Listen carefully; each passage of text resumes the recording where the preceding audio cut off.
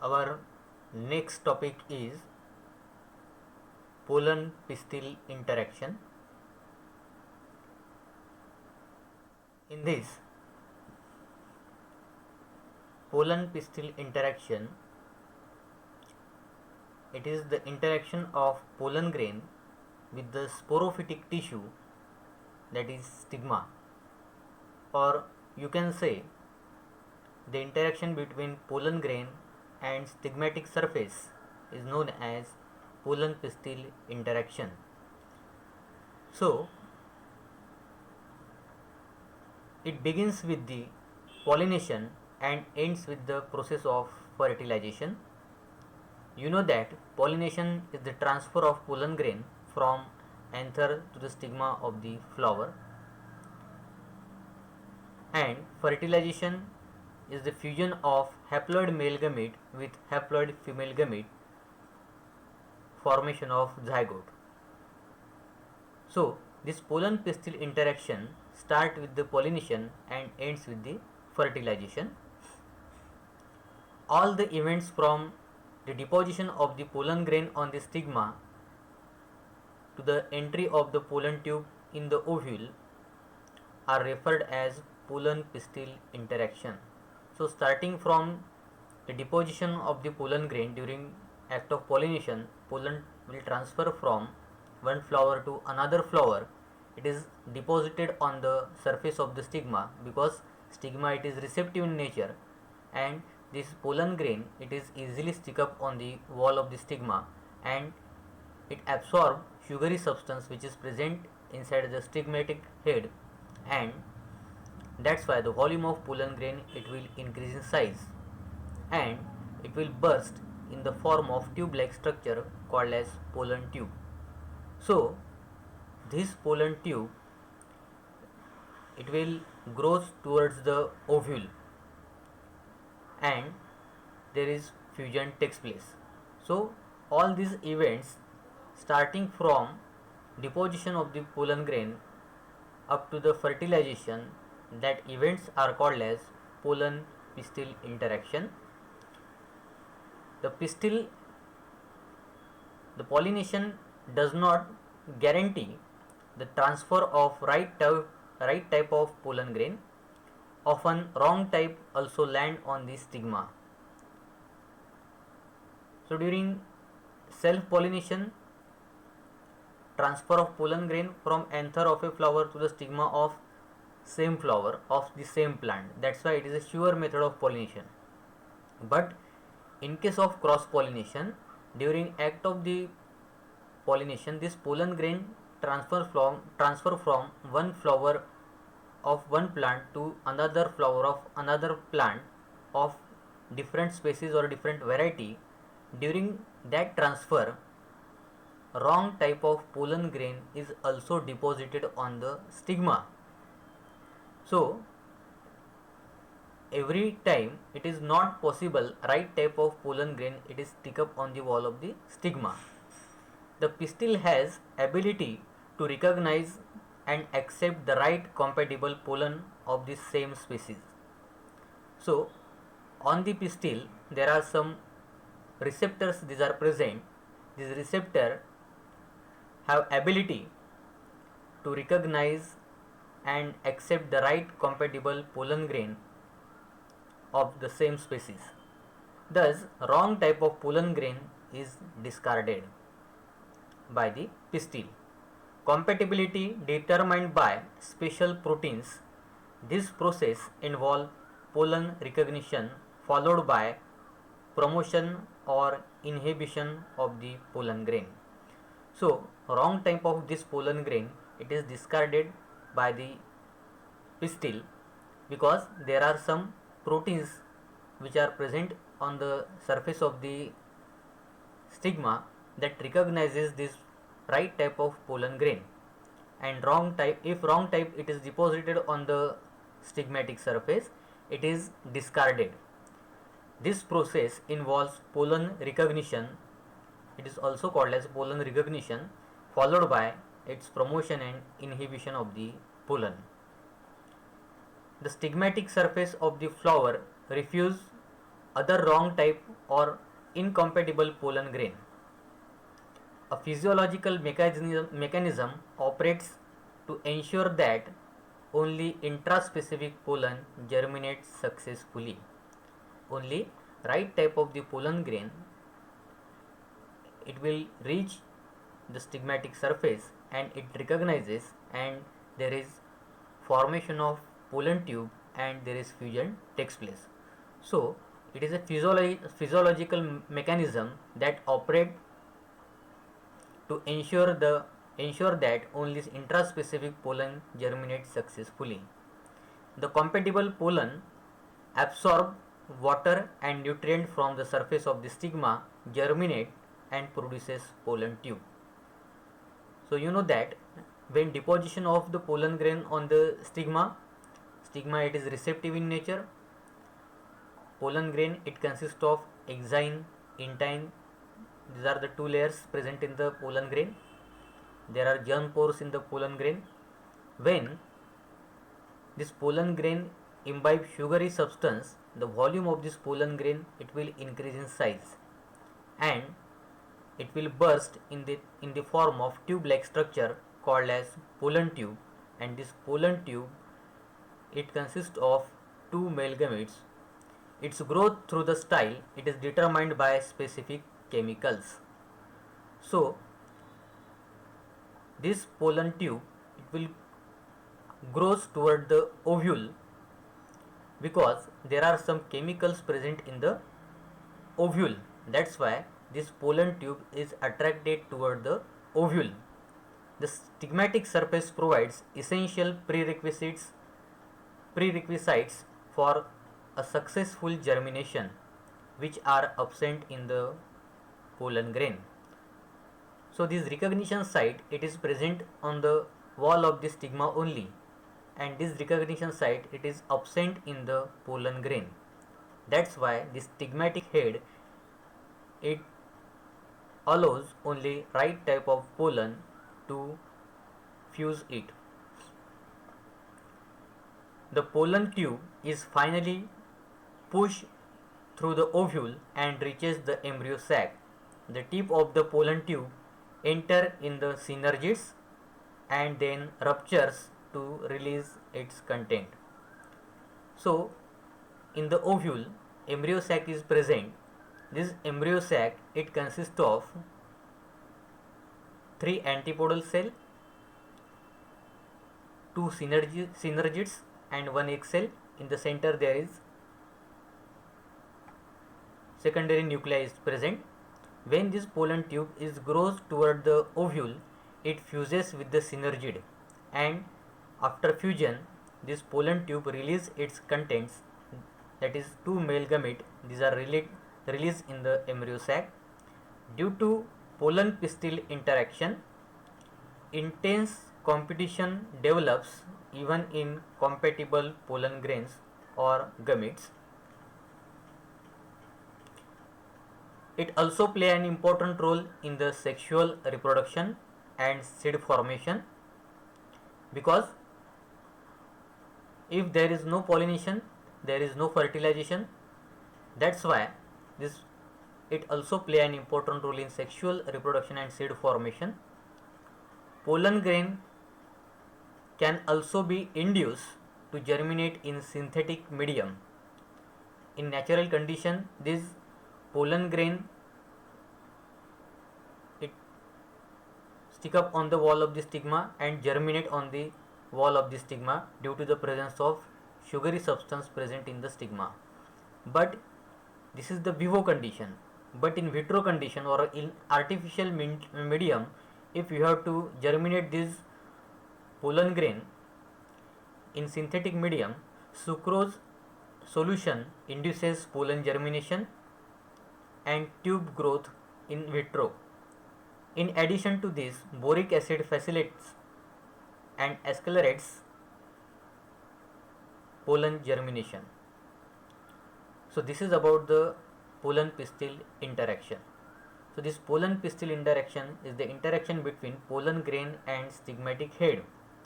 All the events starting from germination, all the events starting from transfer of pollen grain on the stigmatic head, then formation of pollen tube grows toward the ovule, and up to the fertilization. All these events are called as pollen pistil interaction, and it is an important process.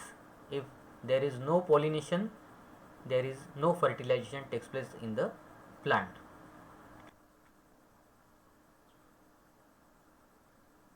Then next topic is double fertilization.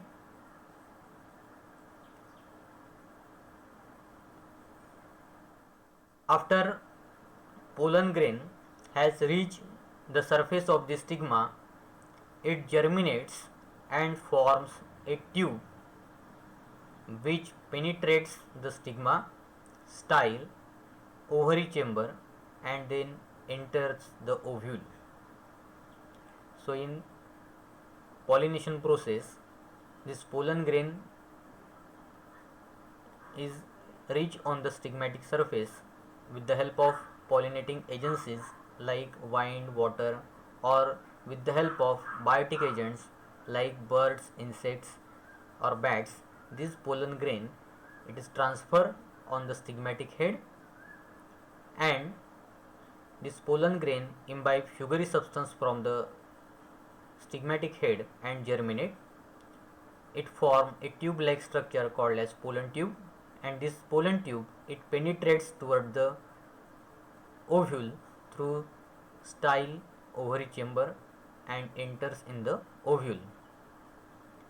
The growth of pollen tube is guided by chemicals secreted by the synergids. So these synergids, it consists of some chemical secretion. That's why there is attraction between pollen tube and the ovule. So this pollen tube, it grows toward the, or it attracts toward the synergid due to the secretion which is present inside the synergid. It usually enters the ovule through micropyle. In the diagram you can see there are three processes, that is porogamy. A is porogamy, B chalazogamy, and C is mesogamy. This is the structure of the anatropous ovule. These are two integuments, outer integument, inner integument. That's why it is called as bitegmic ovule. This is micropylar region. Opposite to this there is chalazal region. This is nucellus.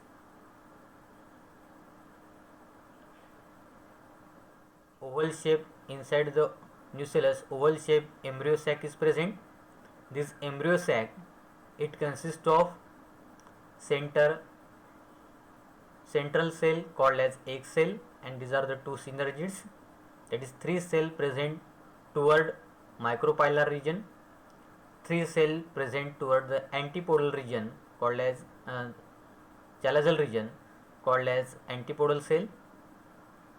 In the center there is polar nuclei, these are present. So in the porogamy, it is usually enters ovule through the micropyle, it is termed as porogamy. When this pollen tube enters through the micropylar region and bursts this embryo sac, it is called as porogamy. That is entry of pollen tube through the micropylar region and fuses with the embryo sac. That process, it is called as porogamy. Second one, it is chalazogamy. In the same ovule, if this pollen tube is enters or it enters through the chalazal region and enter into the embryo sac, it is called as chalazogamy. when pollen tube enter through the chalaza, it is called as chalazogamy, and here fusion takes place. In the third type, when pollen tube enter through the integument by piercing it or by breaking it, it is called as mesogamy. There are three types of entry of pollen tube into the ovule, that is porogamy, chalazogamy and mesogamy. In porogamy, entry of pollen tube through the micropylar region enter into the embryo sac, it is called as porogamy. In chalazogamy, pollen tube enters through the chalazal region into the embryo sac, it is called as chalazogamy. In mesogamy, when pollen tube enters through the integuments by piercing it, is known as mesogamy.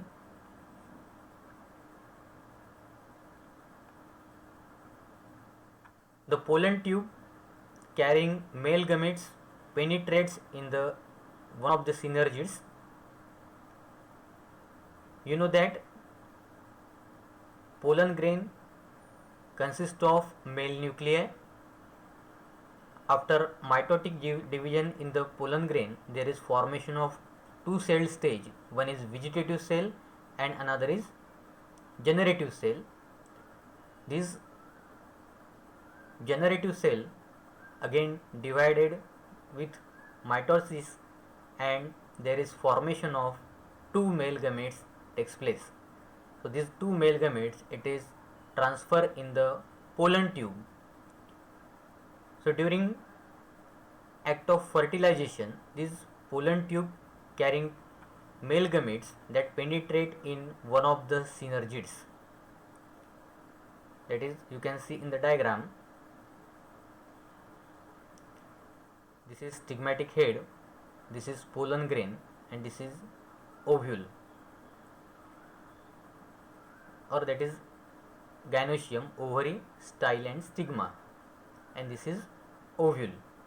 So there is deposition of pollen grain on the wall of the stigma, formation of pollen tube, and this pollen tube grows toward the ovule and it enters through the micropylar region, that is porogamy, and here there is fusion takes place.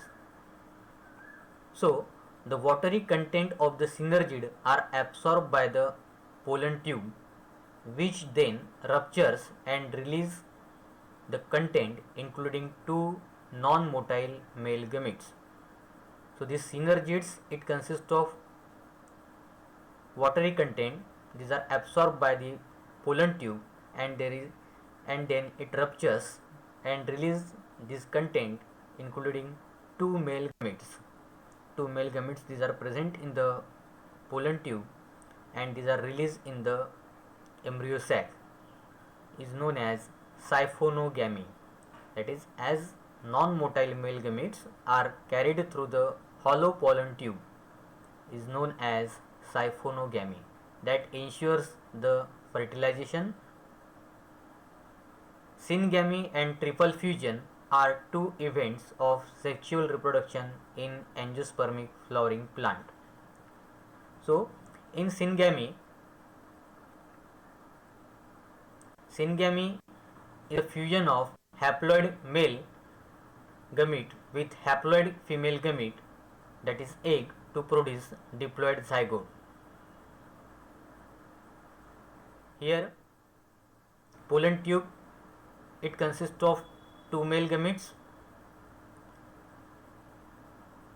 After fertilization, one male gamete, it fuses with the egg cell, that is haploid male gamete fuses with the haploid egg or female gamete.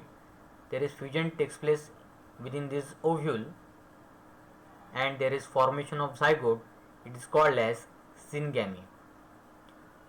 And one male gamete which remain, this second male gamete, it fuses with the secondary nuclei which is present in the center, there is formation of primary endosperm nucleus, that is PEN stands for primary endosperm nucleus. It is produced by the fusion of second male gamete with the secondary nuclei, and later on it form primary endosperm nucleus, or it form triploid endosperm. The zygote develops into an embryo sac. The syngamy is the type of generative fertilization, whereas the triple fusion is a type of vegetative fertilization. So syngamy means fusion of male and female gamete, formation of zygote. That type of fertilization, it is called as generative fertilization, whereas the triple fusion means fusion of second male gamete with secondary nuclei. It is called as triple fusion. It is a type of vegetative fertilization. Here both the male gamete participate and therefore is described as double fertilization. In case of angiosperm,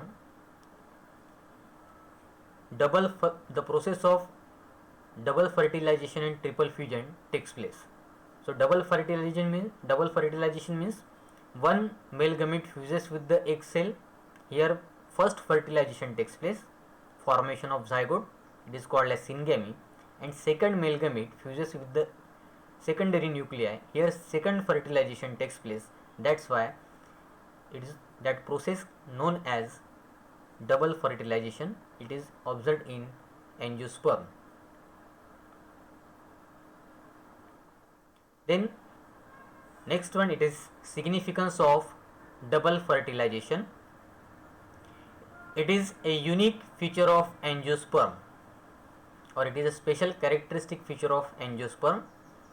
It ensures that the parent's plant invests a seed with a food store only if the egg is fertilized.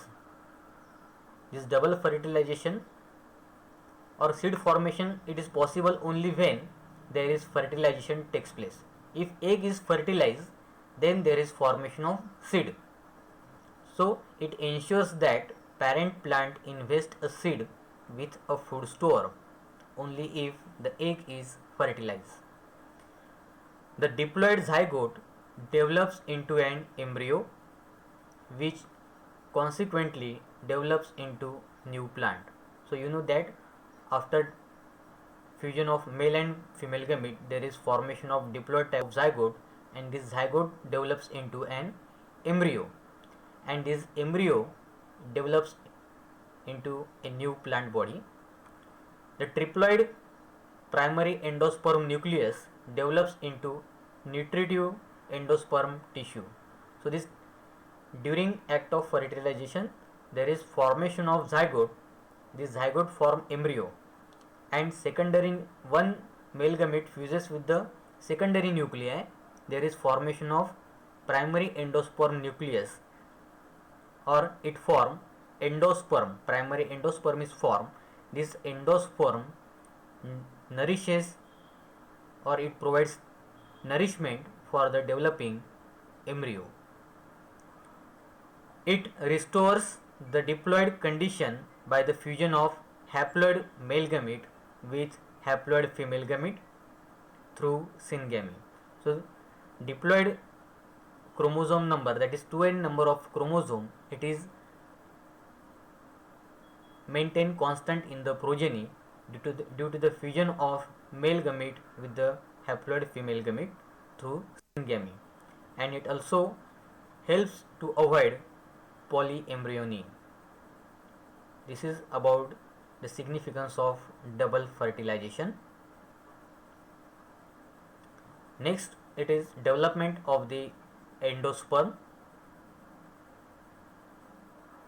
The triploid primary endosperm nucleus repeatedly divides mitotically to form nutritive tissue called as endosperm.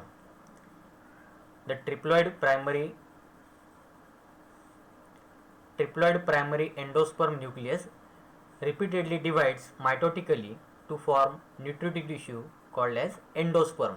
Since this endosperm nourishes this embryo, in post-fertilization changes within the ovule, embryo and endosperm are seen to develop simultaneously. The other cells of the embryo sac disorganized sooner or later. The formation of triploid endosperm nucleus triggers the cell division which leads to the formation of endosperm. So during formation of endosperm, triploid primary endosperm nucleus, which is formed after the fertilization, it repeatedly divides with the help of mitosis, and there is formation of nutritive tissue known as endosperm. So for the development of endosperm, this primary endosperm nucleus, it is repeatedly divided with the help of mitosis. In post-fertilization changes within the ovule, the embryo and endosperm are seen develop simultaneously. The other cells of the embryo sac disorganize after the fertilization. The formation of triploid endosperm nucleus triggers the cell division which leads to the formation of endosperm. So depending on the mode of development of the endosperm, these are of three types, that is nuclear endosperm, cellular endosperm and halobial endosperm. First one, it is nuclear type. So it is the most common type of angiospermic families, or it is found in 161 angiospermic families. Here the primary endosperm nucleus repeatedly divides mitotically without wall formation to produce large number of free nuclei. In the diagram you can see this is the diploid zygote, also called as oospore. This oospore or this oospore divide mitotically. There is formation of free nuclei. In the second diagram, these are the free nuclei. A big central vacuole present in the center of the cell, pushing the nuclei toward the periphery. This zygote, it is divided mitotically. There is formation of free nuclei, and in the center there is formation of large nuclei. That's why this free nuclei that pushes toward the periphery. Later, walls develop between the nuclei, hence multicellular endosperm is formed. So later on, this free nuclei, again it is divided and there is wall formation takes place, and there is formation of endosperm. In the third diagram, there is formation of endosperm. But several cases, cell wall formation remains incomplete. That is, example is wheat, sunflower and coconut.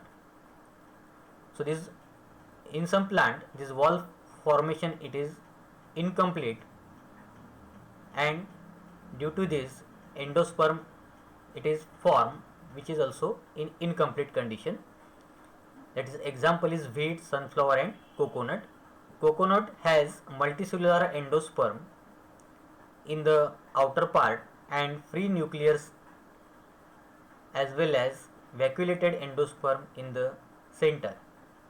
So this is about the nuclear type of endosperm. Second type, it is cellular type of endosperm.